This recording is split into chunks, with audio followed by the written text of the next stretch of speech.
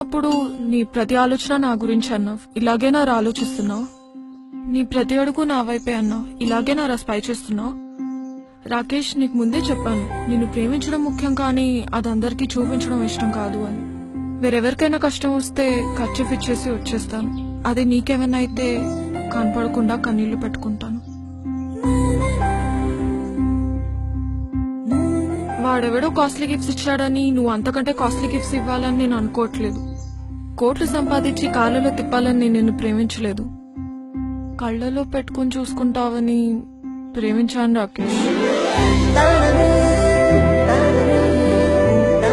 అయినా ఇద్దరు మనుషులు కలిసి ఉండాలంటే కావాల్సింది ఒకరి మీద ఒకరికి నమ్మకం రాకేష్.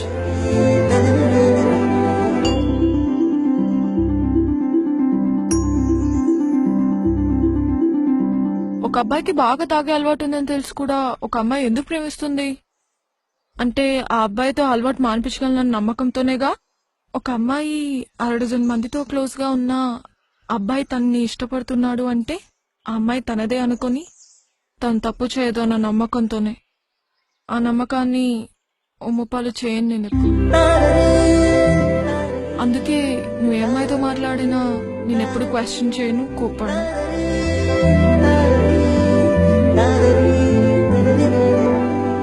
ఎందుకంటే ఒకరిని మనస్ఫూర్తిగా ఇష్టపడితే ఆ ఇష్టం జీవితాంతం ఉంటుంది. రే, నాకు ఒక విషయం చెప్పు. ఇప్పుడు మీ ఇంటికి చుట్టాలు వచ్చారని మీ అమ్మ వాళ్ళకి ఎక్కువ వడ్డిస్తే నీకంటే వాళ్ళు ఎక్కువనా?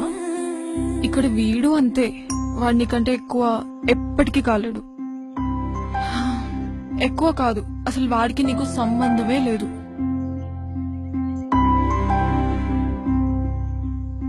చూడ్రా, నువ్వు అడిగావని అలగను, ఆరాధిస్తున్నావని అరవను, ఆలోచిస్తాను. ఆ విషయంలో అన్నావని అర్థం చేసుకుంటాను, ఆలోచించి రియలైజ్ అవుతావని ఆశిస్తాను.